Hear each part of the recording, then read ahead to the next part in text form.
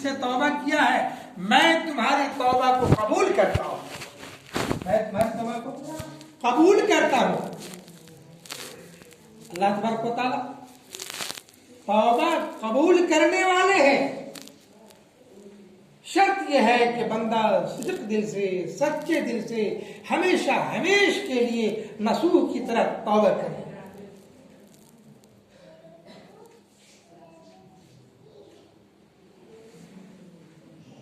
हज़रत मूसा अलैहिस्सलाम का जमाना है, कहत साली आ गई, कहत साली आ गई। हज़रत मूसा की कौम बनी इस्राइल सभी के सब हज़रत मूसा अलैहिस्सलाम के पास आए और आने के बाद कहा है अल्लाह की नबी, ऐ हमारे नबी। हज़रत मूसा अलैहिस्सलाम हमारे मुल्क के अंदर कहत साली आ गई, जमीन पौधे उगाना बंद कर दी है, हरियाली सूख चुकी है, नदी नाले सूख चुके हैं, तरह तरह की परेशानियों में इंसान मुब्तला है, खाने को तड़प रहा है, पीने को तड़प रहा है, मर रहा है इंसान। ऐ अल्लाह के नबी, हम सब आपके पास आए हैं, आप अल्लाह के बरगुज़ीदे नबी हैं, बरगुज़ीदे पैगंबर हैं।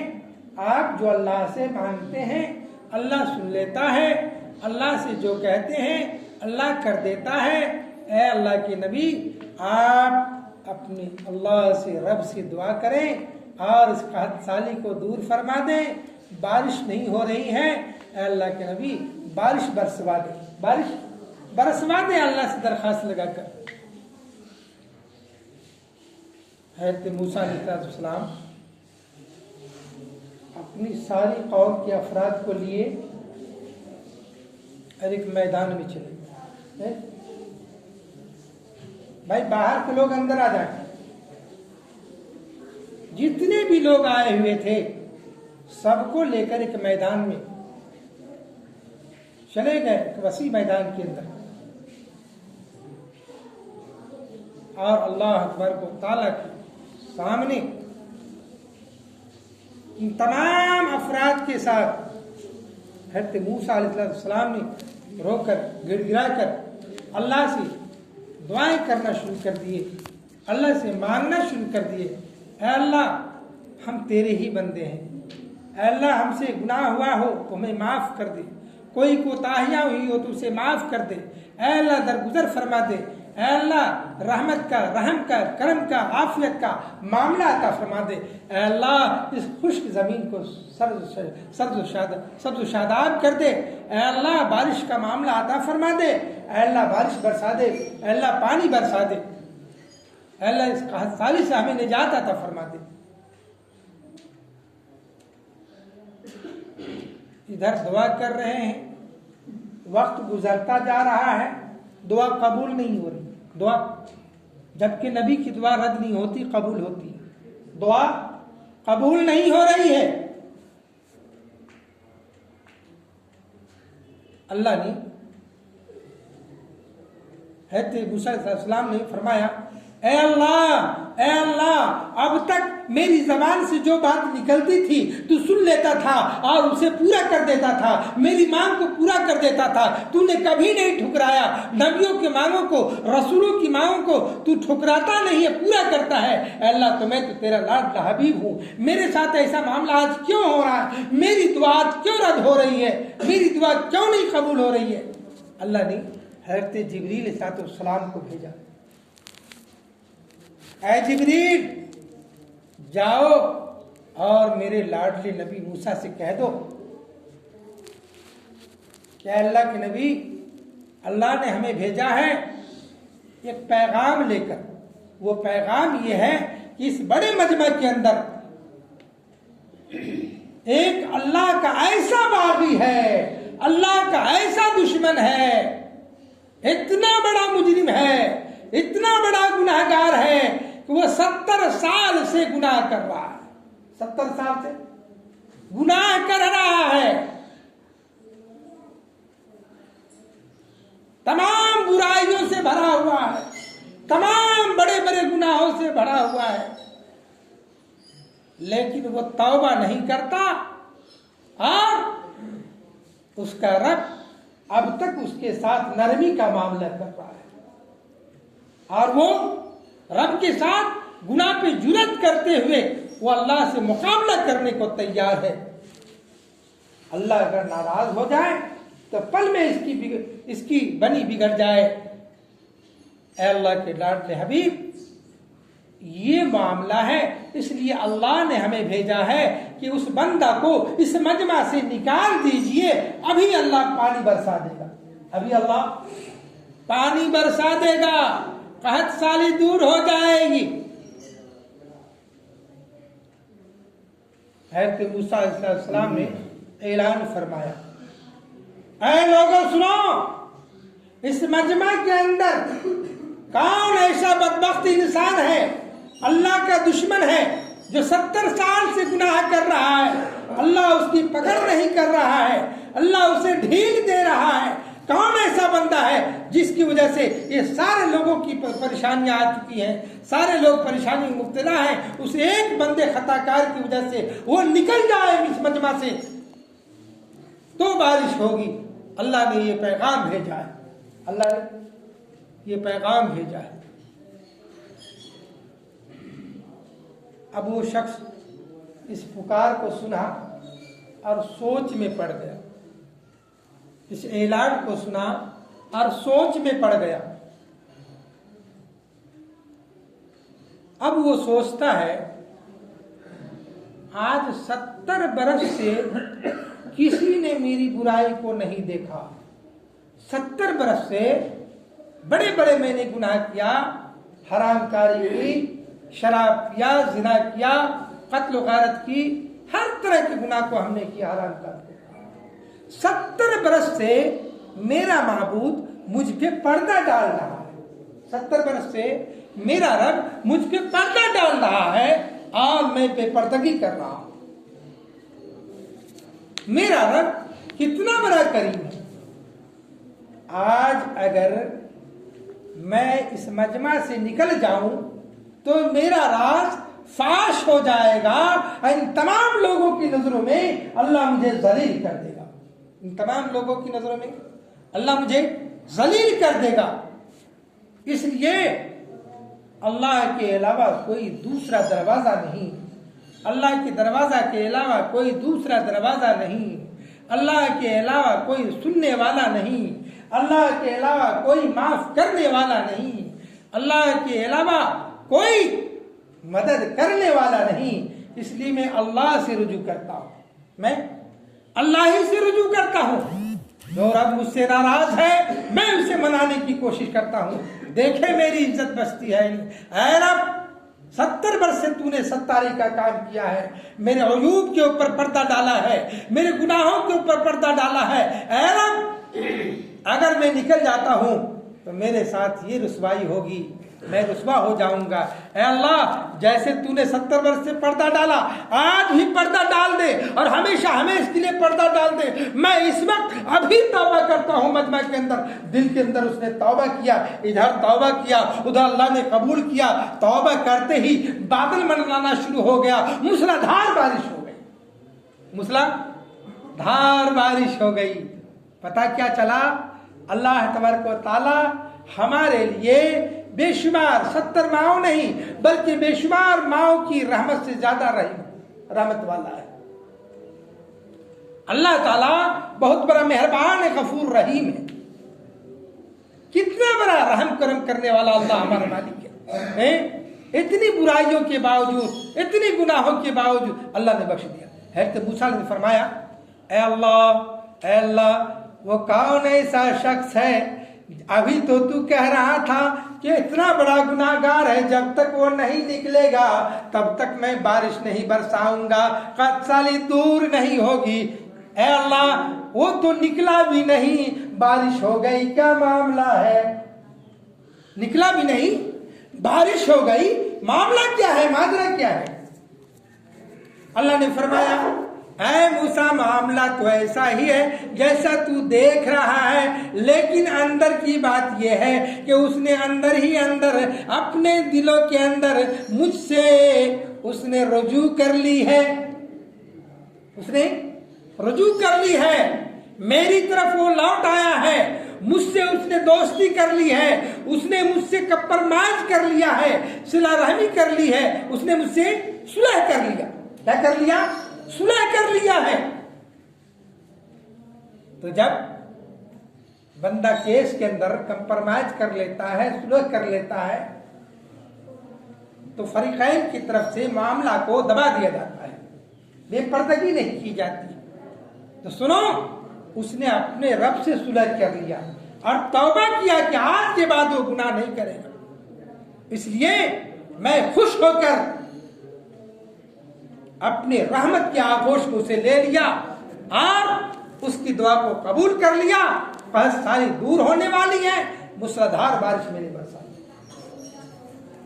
अल्लाह ताला हम सबों की अपने गुनाहों से तौबा करने की तौफीक अता फरमाए। मेरे दोस्तों बुजुर्गों, आका मदनी सरकार दो आलम सल्लल्लाहु अलैहि वसल्लम ने एक लड़ाई की मुहिम पर, एक लड़ाई के मिशन पे हजरत खालिद बिन वलीद रजी अल्लाह अन्हु जब तक ये इस्लाम नहीं लाए थे, जब तक ये ईमान नहीं लाए थे, इस्लाम में दाखिल नहीं हुए थे, जिस लड़ाई के अंदर, जिस जंग के अंदर ये जाते थे, सारे फौजी को ये उम्मीद होती थी कि बस हम तो जंग जीत गए, हम तो जंग जीत गए। क्यों? खालिद बिन वलीद रज़ी अल्लाहु अन्हु ईमान लाने से पहले इनका एक बहुत ही रोब दबदबा था लोगों के अंदर,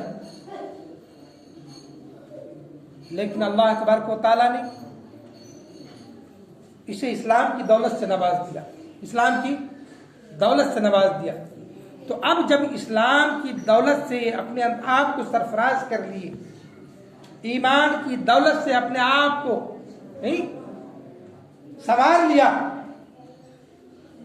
तो अब जिस लड़ाई के अंदर सहाबा के साथ, मुसलमानों के साथ जा रहे हैं, फतह हो रही, फतह हो रही, कामयाबी हो रही है, वो जंग फतह हो रही है। अल्लाह के रसूल सरकार दो आलम सल्लल्लाहु अलैहि वसल्लम ने, आप सल्लल्लाहु अलैहि वसल्लम के पास खबर आई कि एक ईसाई बादशाह, ऐ बच्चे शोर मत करो, एक ईसाई बादशाह 1.5 लाख का लश्कर लेकर, 1.5 लाख की फौज लेकर मदीना के ऊपर चढ़ाई करने वाला है, मदीना के ऊपर मुसलमानों पे चढ़ाई करने वाला है, हमला करने वाला है। सरकार दो आलम सल्लल्लाहु अलैहि वसल्लम को खबर मिली, आप सल्लल्लाहु अलैहि वसल्लम ने हज़रत खालिद बिन वलीद रज़ियल्लाहु अन्हु को और उनके साथ एक और सहाबी को, उनके साथ एक और सहाबी को रवाना किए, कासिद बनाकर। क्या बनाकर? कासिद बनाकर अपना पैगाम लेकर भेजे कि जाओ और उस बादशाह से मिलना, ये पैगाम देना कि हम मोहम्मद अरबी की उम्मत है और उसके कलमा के पढ़ने वाले हैं, हम ईमान वाले हैं, हक के सामने अपने सर को झुकाते नहीं बल्कि सर को उठाकर चलते हैं, और इस्लाम की दावत देना। हज़रत खालिद बिन वलीद रज़ियल्लाहु अन्हु और ये सहाबी दोनों तलवार बगल में हैं, चल दिए घोड़े पे सवार होकर। जब पहुंचते हैं, पहुंचने के बाद बादशाह भी बॉर्डर पे आता है, ये भी अपनी बॉर्डर क्रॉस करके वहां पहुंचते हैं। पहुंचने के बाद आमना सामना जब होता है, ईसाई बादशाह कहता है, देखो जी, कौन हो तुम लोग? इन लोगों ने अपना तारुफ कराया कि मोहम्मद सल्लल्लाहु अलैहि वसल्लम की तरफ से मैं भेजा हुआ हूँ, मेरा नाम फला, मेरा नाम फला, इस इरादे से आया हूँ, मामलात की जानकारी के लिए क्या चाहते हो, क्या चाहते हो? सुना है 1.5 लाख की लश्कर के साथ, फौज के साथ तुम हमला करने वाले हो, जंग करना चाहते हो। ईसाई बादशाह ने कहा मामला तो ऐसा ही है, लेकिन मैं तुझे एक बात बतलाता हूँ, मैं तुझे एक बात बतलाता हूँ, मान लो तो तुम्हारी कामयाबी है, अब तुम सब के सब बच जाओगे। नहीं मानोगे तो सुनो, मैं अकेला नहीं हूं, अकेला मत समझो, मेरे पीछे दज्जाल भी है, मेरे पीछे दज्जाल भी है, मेरे पीछे 1.5 लाख का लश्कर है। सुनो, मेरी बात मान लो, मैं जैसा कहता हूं वैसा करो, मैं लड़ाई नहीं करूंगा, तुम्हारे ऊपर चढ़ाई नहीं करूंगा। हज़रत खालिद बिन वलीद रज़ियल्लाहु अन्हु ने फरमाया, सुनो, तुम जो कह रहे हो, तुम जो कहना चाहते हो, वो सब हमारे मिशन के खिलाफ है, वो सब हमारे मिशन के खिलाफ है, हमारे नबी की मिशन के खिलाफ है, उनके हुक्म के खिलाफ है। इसलिए सुनो, तुमसे पहले तुम मेरा सुन लो, देर किस बात की है, तुम सबसे पहले कलमा पढ़ो।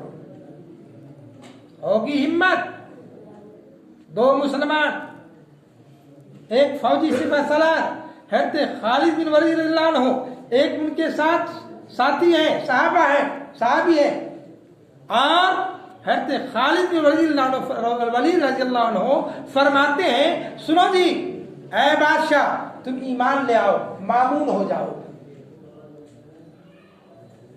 अस्लिम तस्लम, ईमान ले आओ, इस्लाम ले आओ, तुम मामून हो जाओगे, सलामती पा जाओगे। और देर मत करो, वरना तू अगर चाहो तो मैं तेरे साथ जंग के लिए तैयार हूं। सिर्फ 2 आदमी।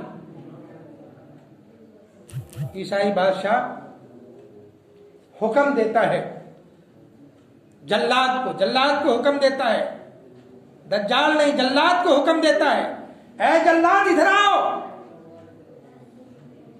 तुम अपनी नंगी तलवार से दोनों के सर को कलम कर दो, इसकी गर्दन उड़ा दो दोनों की। फौज को भी हुक्म दिया, 1.5 लाख का लश्कर भी सामने आ गया, वो 1.5 लाख का लश्कर, 1.5 लाख फौज, ये जल्लाद, सबके सब हज़रत खालिद बिन वलीद रज़ियल्लाहु अन्हु और ये सहाबी के ऊपर हमला आवर हो गए। ये दोनों मिलकर तलवार चला रहे हैं, लड़ रहे हैं, अल्लाह को हाजिर नाजिर करते हुए, अल्लाह से मदद तलब करते हुए, बेशुमार लोगों को, बेशुमार दुश्मनों को तहे तेग कर दिया, कत्ल कर दिया, दोनों मिलकर। लेकिन फतह नहीं हो रही, लेकिन फतह नहीं हो रही है। क्यों? हर जंग के अंदर जाते थे, फतह हो जाती थी, आज फतह नहीं हो रही है। हज़रत खालिद बिन वलीद रज़ियल्लाहु अन्हु घेरे में आ गए, दुश्मनों ने चारों तरफ से घेर लिया है, अब उनके ऊपर हमला हो जाए। इधर हज़रत खालिद बिन वलीद रज़ियल्लाहु अन्हु की बीवी को अल्लाह तबारक व तआला ख्वाब देता है, जिनका नाम उम्मे यतीम था। हज़रत खालिद बिन वलीद रज़ियल्लाहु अन्हु की बीवी उम्मे यतीम को अल्लाह ख्वाब में दिखलाते हैं कि खालिद बिन वलीद फला जंग के अंदर घिरा हुआ है, तलवारों के साए के अंदर उनके ऊपर हमला होने वाला है। बीवी ने घर के अंदर नजर दौड़ाया, बीवी ने घर के अंदर नजर दौड़ाया, मामला क्या है? आज तक तो फतह ही फतह, फतह ही फतह, ये मामला क्या है? आखिर वजह क्या है कि शिकस्त हो रही है और लोग भी नहीं मौजूद? 60, 62, 63 लोग थे सहाबा जाने वाले साथ में, वो भी नहीं गए। मामला क्या है? नजर दौड़ाती है तो देखती है मोहम्मद रसूलुल्लाह सल्लल्लाहु अलैहि वसल्लम ने जो टोपी मुबारक हज़रत खालिद बिन वलीद रज़ी अल्लाह अन्हु को अता की थी, वो टोपी जज्बात के अंदर जाते समय भूल गए थे। वो टोपी सर पे नहीं थी, जिसकी वजह से वो घेरे में आ रहे थे, शिकस्त मिल रही थी, फतह नहीं हो रही थी। उम्मे तमीम हज़रत खालिद बिन वलीद रज़ियल्लाहु अन्हु की बीवी अल्लाह के रसूल को पैगाम पहुंचा दी सहाबा के जरिए से। वो 62-63 सहाबा वो भी चले, है नी, अपनी सवारी के साथ, हथियार के साथ वो भी चल दिए। अब किसी को पता नहीं क्या मामला होने वाला है। ये टोपी लेती है, बुर्का लगाती है, तलवार लेती है, घोड़े पे सवार होती है और घोड़े पे सवार होते हुए वो मदीना से निकल जाती है मैदान काज़ा की तरफ। सहाबा ने देखा, अरे ये कौन आदमी जा रहा है, ये हमारा कौन साथी है, ये तो बुर्का पोश कोई खातून लग रही है। अब उसके पीछे सहाबा भी चल रहे हैं, वो हज़रत खालिद रज़ियल्लाहु अन्हु की अहलिया भी जा रही है बुर्का के अंदर। पहुंच करके उस कारजा लड़ाई के मैदान में पहुंचती है, ये भी तलवार